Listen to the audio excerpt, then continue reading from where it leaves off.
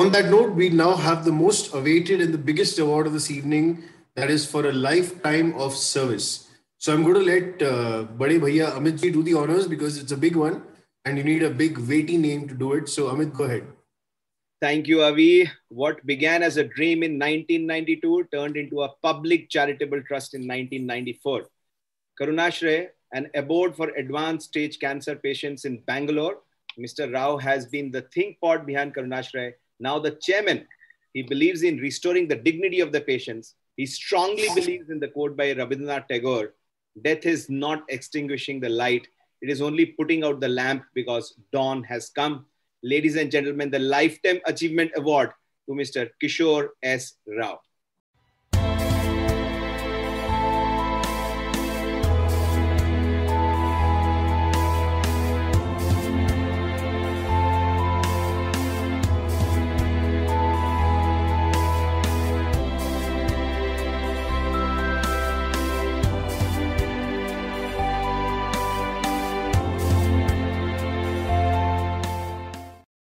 Good evening.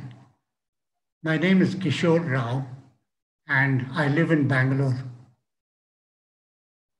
I've been in the field of cancer care for the last 34 years and this has become my passion now ever since I retired from my job, which was in Madura Coats Limited.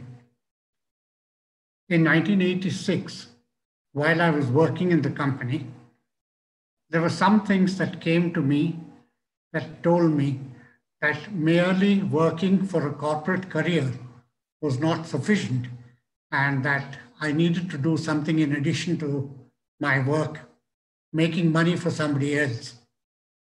And that's when I started looking around and to see whether there was anything I could contribute to society. And during my career, I thought of cancer as one area where in Bangalore there was a need for people to contribute. That's how my whole journey started at that time. It began substantially in 1992 when I realized that doing both a corporate career and a service for society was not sufficient. And I took a conscious decision to seek early retirement from Madura Coats and to start working practically full-time on cancer. In those early days, I used to do a lot of awareness work, spreading awareness that cancer is not a death penalty, that if you manage the disease well, and if you were able to contribute to your cause along with the doctors, that it could easily be managed. So we used to do a lot of screening work, we used to do a lot of awareness work, and we used to do a lot of emotional support work. Now, these were the three things I started in 1984, went on up to 1992 when I sought retirement and began working for this. In those days, I was invited by the government to be on the governing body of the local cancer center, Kidwai Memorial Institute of Cancer. And that's where my full-time association with the disease took place. It was one of those days when I was there in Kidwai where I saw an old man, obviously a rural villager, who was not only suffering, but who had been discharged and was asked to go home. And the abject poverty, the ignorance of what was going to happen to him, etc., really taught me to work for such people who were abandoned and had no idea of what to do. That's how my start with palliative care took place. And we set up a unit called Karunashraya. And in this, we look after those people whose treatment has been concluded and who are waiting for the ultimate in life. It's not only the medical part of it. As many people know, the suffering increases, and as you approach the end of life, it's also that you have the psychological effect of being totally abandoned. So our care goes right from the managing the pain, managing the other symptoms, and looking after such people. But more than that, it's the psychological part that is important.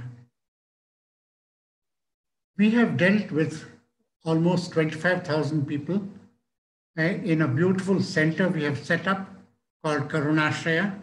And in that center, we provide totally and completely free of charge, not only inpatient care, but the medical part of it and the psychological part of it to such patients. The psychological counseling is not only for the patient, but it's for the family also. Because the family knows very well that very soon the patient is going to breathe his last. And if he's the breadwinner of the family, you can imagine the devastation in the family's minds.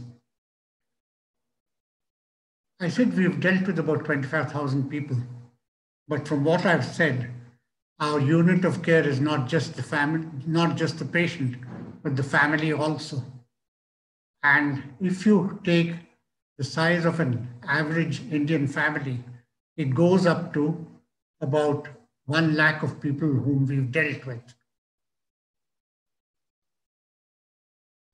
This sort of work has taught me a few things, and my values in life have gone up. It's not just that we seek and get donations to work for such people, but it's also that this work has enriched us also. So it's not just, nobody should think that we are providing service to the poor patients. It's also that we are getting something out of it. Just to give you a few examples, I've learned forgiveness. I've learned integrity. I've learned empathy. I've learned compassion.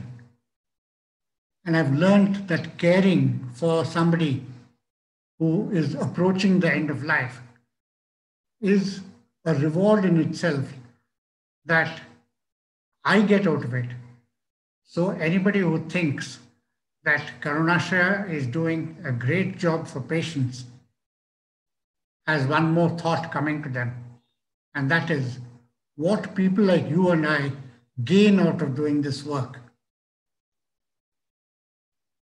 I very soon realized that there's nothing special in me, and any of you listening to me now is quite capable of doing the same type of work that I've been doing. We are quite willing to help people, to train people, and to make it possible for people to replicate our work. So all over India, we've already set up some 7 centers, and we're quite open to teaching people how to do some more work.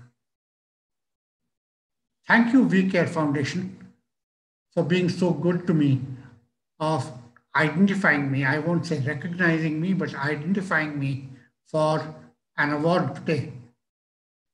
But let me tell you that VCare Foundation, whom I've known for the last 25 years, is not honoring me, but who is really honoring those suffering patients who are waiting for their end of life. End of life in peace and in dignity. Thank you very much. The Lifetime Achievement Award has been sponsored by the Choksi family since its inception in memory of Asha Choksi and Neville Choksi. Well, can we have a huge round of applause for Mr. Kishore Rao?